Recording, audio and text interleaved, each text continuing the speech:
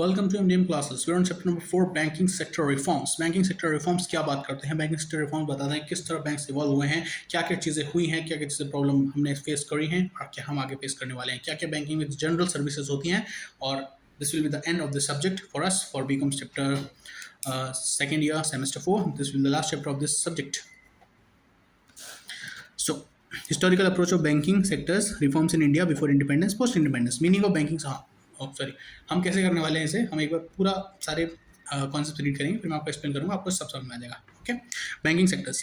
The main thrust of reforms in the financial sector was the creation of efficient and stable financial institution markets. The reforms in the banking and non-banking sectors focused on creating a deregulated environment, strengthening, ensuring the prudential norms and supervisory system, changing the ownership patterns and increasing competition. The major banking sectors reform comprises the modifying and policy framework, improving the financial soundness and credibility of the banks, creating a competitive environment and strengthening of financial framework. The banking sector reforms measure to enhance credibility, productivity through competition were initiated and sequenced to create an enabling environment for banks to overcome the external conflicts which were related to the administrative structures of interest rates, high levels of pre-emission in the form of reserve requirements and credit allocation of certain sectors. Need for banking sectors reform, achievements of banking sector reforms, problems of banking sector reforms: directed investments, directed credit, political and administrative interference, subsidized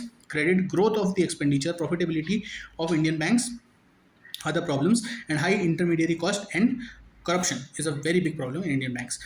Goals of banking sector reforms in India: to improve the efficiency and effectiveness of the systems, to improve and modernize the organizational systems, procedures and managerial policies, to improve the financial conditions of the banks, to build up financial institutions and infrastructures, to improve the macroeconomic settings, to improve the quality of human resources, to increase competition, to develop a market and capital, to develop the market and capital markets, different capital markets, cash reserve ratio, statutory liquid ratio के reforms जो banks use करता है.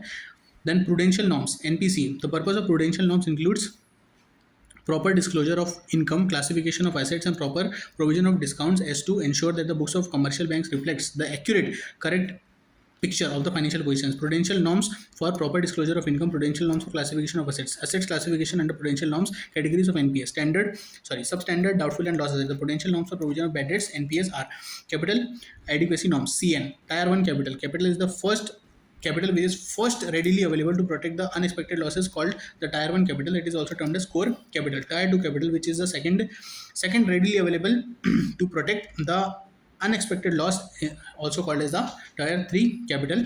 Risk weighted assets. Capital adequacy ratio is calculated based on the asset of the bank. The values of the bank's assets are not taken according to the book value but according to the risk factor involved. The value of each asset is assigned with a risk factor in percentage terms.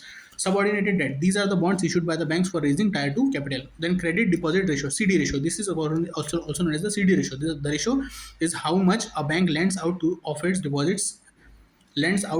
the deposits it has mobilized. The RBI does not stimulate a minimum or maximum level of the ratio, but has a very low ratio. Low ratio indicates banks not making full use of their resources. Alternatively, high ratio indicates more reliance on deposits for lending and likely pressure on the resources. Excess expressed as a percentage. CD is computed as under total advances divided by total deposits into 100. Basel Committee on Banking Supervision. The Basel Committee, initially named the Committee on the Banking Regulation and Supervisory Practices, was established by the central bank governor of the group of 10 companies at the end of 1974 in the aftermath of serious disturbances in the international currency and banking markets, notably the failure of Bankwest Hertz in West Germany. Since its inception, the Basel Committee has expanded its membership from G10 to 45 institutions from 28 jurisdictions, starting with the Basel Concordat, the first issued in 1975 and received several and revised several times. The committee has established a series of international standards for banking regulations, most notably its landmark publications of Accords on Capital Adequacy, which are commonly known as Basel I, Basel II, and most recently Basel III. Basel I. The committee defines the minimum capital requirements for the financial institution, which is the primary goal of minimizing credit risk. Basel I is the first set of regulations defined by the CBCS and is a part of what is known as the Basel Accords. Bank asset classification system. The bank asset classification systems classifies a bank's assets into 5 risk categories, that is 0%, 10%, 20%, 50%, and 100%. Implementation. The Basel 1 primarily focuses on credit risk and risk weighted assets. It classifies assets according to the level of risk associated with it. Classification ranges from risk free, that is 0%, to risk assessed asset, that is 100%. Risk assisted assets. The framework requires the minimum capital ratio of capital to RWA of all to be at 8%. Benefits of Basel 1: significant increase in the capital adequacy ratios of internationally active banks, competitive equality among internationally active banks, augmented management of banks, a benchmark for financial evolution for users of financial information. Limitations: other kinds of risk such as market risk, operational risk, liquidity risk, etc. are not taken into consideration. Emphasis is put on the book value of the assets rather than on the market value. Basel 3 operates under 3 pillars: capital adequacy ratio, supervisory review, and market discipline. Basel 2. Now Basel 2 is done. Now Basel 3. Basel 3 is accord is set of financial reforms that was developed by the Basel Committee on Banking Supervision with the aim of strengthening the regulations, supervision, and risk management within the banking industry.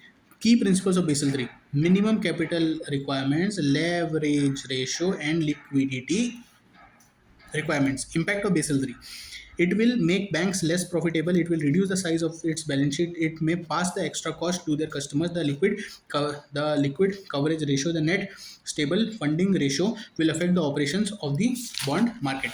The demand for specialized assets and lower quality corporate bonds. The banks will also minimize banking operations that are more subject to liquidity ratios. It will affect the derivative markets as more clearing brokers exist the markets due to higher cost. Recommendations of Mr. Narayan Committee 1. Narasimham committee जो बनाई गई थी, वो India बनाई गई थी 1991 में, जिसे हेड करा था मिस्टर नरसिम्हम ने. उसने बहुत सारे की हमें रिफॉर्म्स बताए थे which are required to be taken and changes that the government needs to take in the banking sector in order to improve it.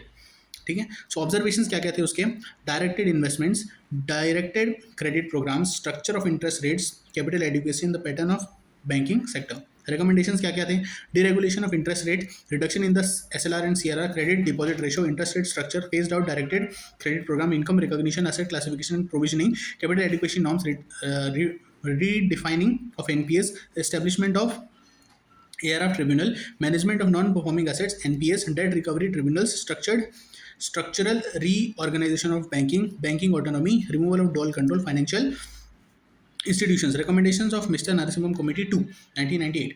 Strengthening of the bank structure, asset quality, systems and methods must be changed in the banks. Structural issues in the banks that exist. Major initiatives taken by the government of India mentioned as follows: deregulation of entry of private sector banks, deliberalized branch expansion, deregulation of interest rates, introduction of capital adequacy norms, introduction of internationally accepted norms of income recognition, permission to public sector banks to sell their assets, reduction of capital cash reserve ratio and statutory liquid ratios, prudential regulations. Okay, now let's understand historical approach banking sector reforms in India.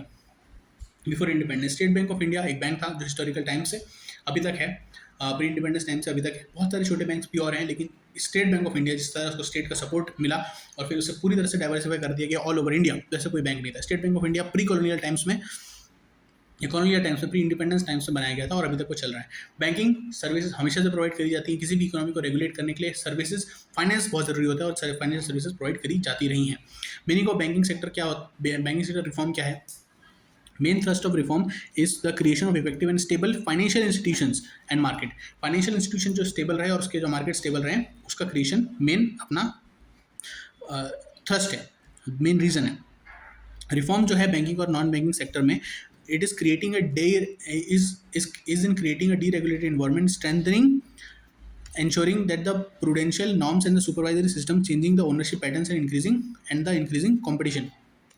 Increasing competitions are the reasons. Major banking sector reforms comprises the modifying of policy framework, improving the financial soundness and credibility of the banks, creating a competitive environment and strengthening of the financial institutions. These are the basic major banking reforms जो जिस चीज़ के लिए reforms हो रहे हैं वो ये चीज़ें हैं. Banking sector reforms measures to enhance the efficiency बढ़ाने के लिए, प्रोडक्टिविटी को बढ़ाने के लिए, which are initiated and schedule to create an enabling environment. जो फाइनेंशियल एनवायरमेंट है उसको एनेबलिंग बनाने के लिए होती हैं, जिससे कि आप administered structure of interest rate रख सको, high level of preemption in forms of reserve requirements and credit allocation to certain sectors आप कर सको. अगर अपने को बैंकिंग सेक्टर का इम्प्रूवमेंट चाहिए तो अपने को उसमें कुछ रिफॉर्म लाने ही पड़ेंगे. क्यों? क्योंकि जो ज़्यादा चीज़ें अपन फॉलो कर रहे हैं वो पुरानी हैं, बैक डेटेड है, और जो नई चीज़ें आ रही हैं, जो नई सर्विसेज आ रही हैं, उसके बारे में हमें पता होना चाहिए और कॉन्स्टेंटली हम उसकी तरफ बढ़ते रहने चाहिए. और जो बाकी जगह भी जो चीज़ें हो रही हैं उसे हमें कंटिन्यूसली अडॉप्ट करना चाहिए. इंडिया का यूपीआई को भी पूरी वर्ल्ड अडॉप्ट कर रहा है, क्योंकि इंडिया ने पुराने ट्रेडिशनल बैंकिंग सर्विसेज को छोड़ते हुए धीरे धीरे मॉडर्नाइज करना अपने आप को शुरू किया, और प्राइवेट लोगों ने ऐसी ऐसी चीज़ें बनाई जो पूरी दुनिया आज इंडिया को यूपीआई फॉलो कर रहा है.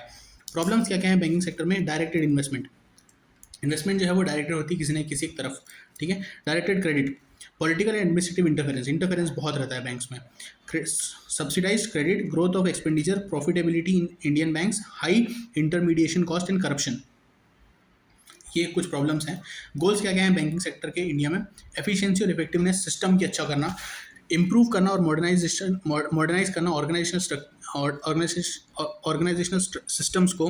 वो एस वाली चीज़ मेरा स्टटर होता है थोड़ा सा. ऑर्गेनाइजेशनल सिस्टम्स, धीरे बोलूँगा तो अच्छे से आता है, नहीं तो बहुत खराब निकलता है. Procedural and managerial policies, improve the financial conditions of the banks, build up the financial institutions and infrastructure, improve the macroeconomic settings and the quality of human life, increase competition, develop the money and capital markets. Very simple reform क्यों चाहिए रहते हैं? Improvement के लिए. अब जो banking reform है उसके मेजर्स क्या क्या होते हैं? कैश रिजर्व रेशो, कितना अमाउंट, कितना परसेंटेज ऑफ योर फंड्स आपको आरबीआई के पास रिजर्व करके रखना पड़ेगा. स्टैट्यूटरी लिक्विड रेशो, कितना आपको लिक्विड फॉर्म में रखना पड़ेगा आपके डिपॉजिट का, ताकि जो बंदा विड्रॉल करने आ रहा है उसको आप दे सको, उसे कहते हैं स्टैट्यूटरी लिक्विड रेशो. फिर prudential norms, the purpose of prudential norms includes proper disclosure of income, classification of assets and provision of bad debts so as to ensure that the books of commercial bank reflect the correct picture of the financial position. Prudential norms for proper disclosure of income, prudential norms for the classification of assets, asset classification for under prudential norms, categories of NPAs, substandard, doubtful and loss assets, prudential norms for provision of bad debts, capital adequacy norms CN, tier 1 capital. this is तो इसमें basically क्या हुआ prudential norms में कि आपने ये क्या कि आपका डिस्क्लोजर इनकम का सही होना चाहिए, असेट का क्लासिफिकेशन सही होना चाहिए, और डिस्क्लोजर जो है आपका प्रोविजन फॉर बैड डेट्स वो सही तरीके से बनने चाहिए. उसके लिए आपने जो क्लासिफिकेशन है एनपीएस का वो किया, सब स्टैंडर्ड असेट में, डाउटफुल असेट में और लॉस असेट में, ताकि अपने को पता रहे. और आपने बनाया prudential norms for classification of assets and for prudential norms for provision of bad debts NPS. ठीक है. उसके लिए आपने कैपिटल एडिक्वेसी नॉर्म्स बनाए, सीएन जिसे कहते हैं. उसमें 3 टायर के कैपिटल होते हैं, tyre 1 capital, tyre 2 capital, tyre 3 capital. Tyre 1 capital कौन सा होता है? जो रेडी अवेलेबल रहता है, जिसे कोर कैपिटल कहा जाता है. टायर 2 जो सेकेंडरी अवेलेबल रहता है, जिसमें अनएक्सपेक्टेड लॉसेज को प्रोटेक्ट करने के लिए जो होता है उसे कहते हैं टायर 2 कैपिटल. तीसरा होता है risk weighted asset. Risk weighted asset कौन से होते हैं? These are the capital adequacy ratio that is calculated based on the assets of the bank. The value of the bank's assets are not taken according to book value. According to the risk factor involved, the value of each asset is assigned with the risk factor in percentage terms. Percentage terms में asset risk capital adequacy ratio taken in proportion with the asset of the bank, उसे कहते हैं risk adjusted assets, risk weighted assets. Subordinate debts, these are the bonds issued by the banks for raising tier 2 capital. Subordinate debts कौन से होते हैं? जो banks bonds issue करती है ताकि वो tier 2 capital raise कर सके, उसे कहते हैं subordinate debts.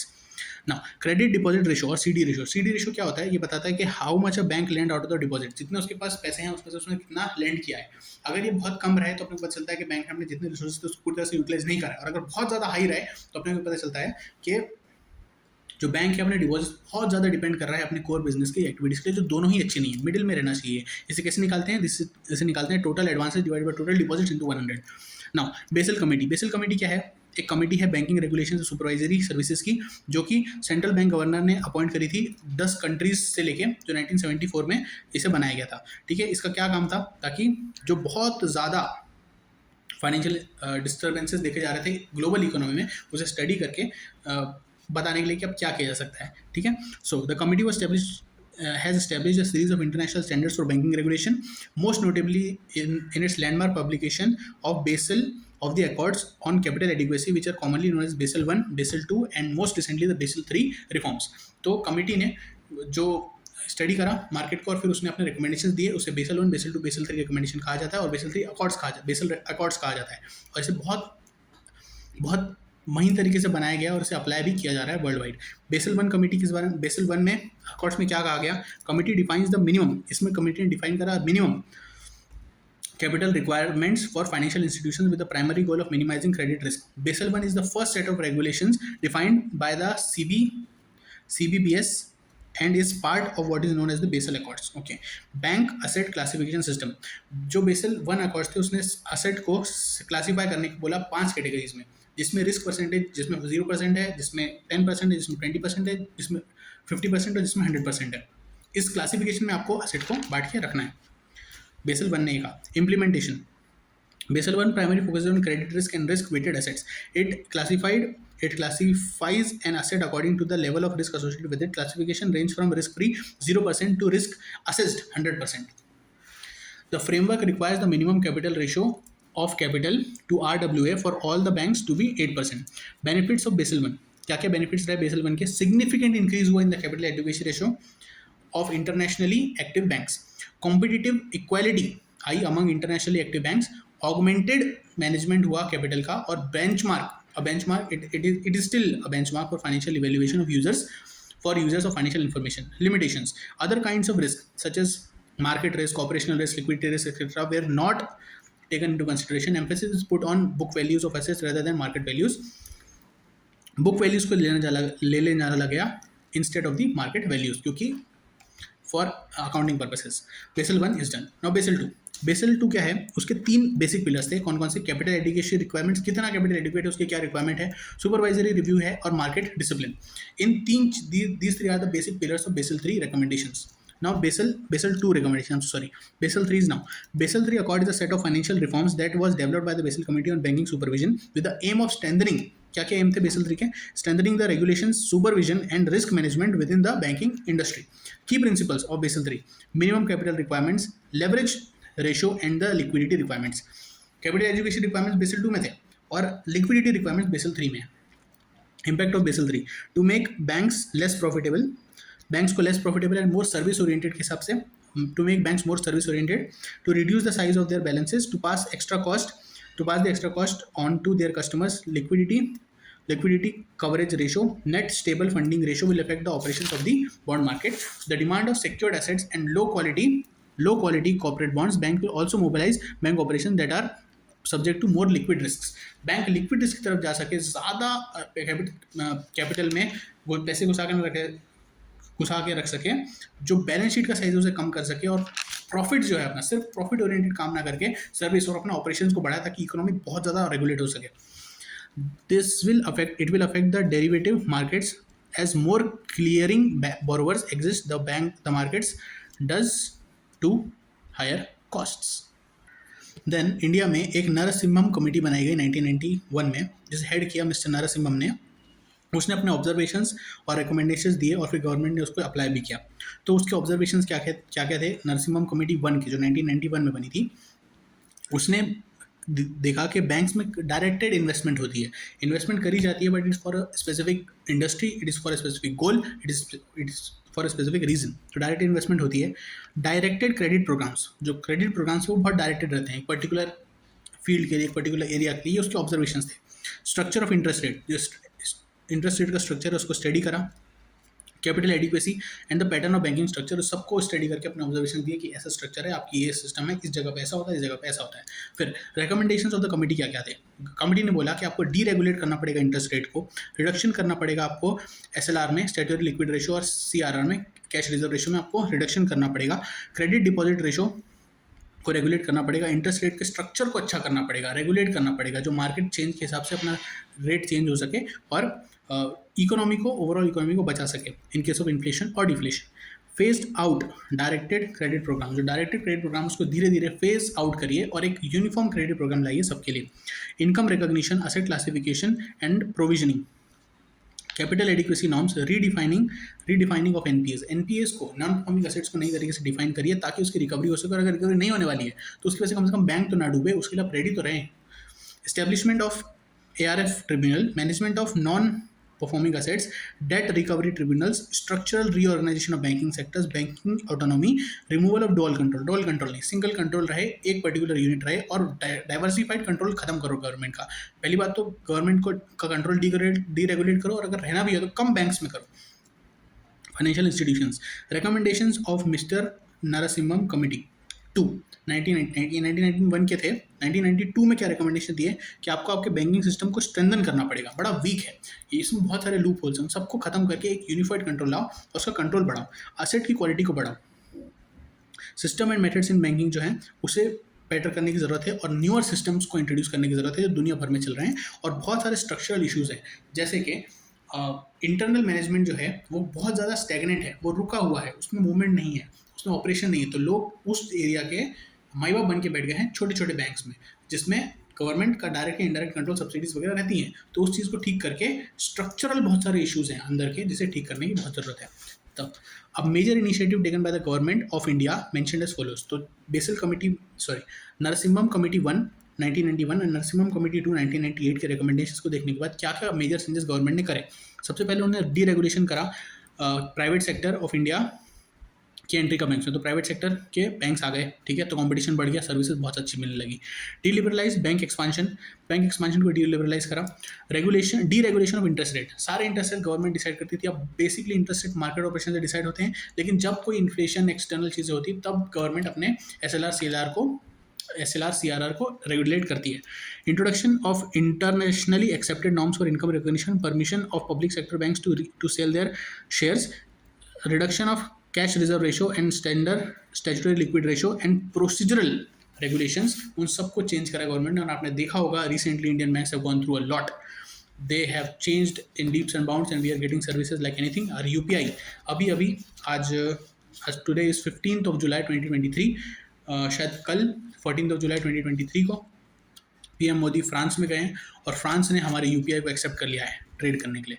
तो Indian banking is actually one of the most modern banking in the world. With that note, see you in the next subject.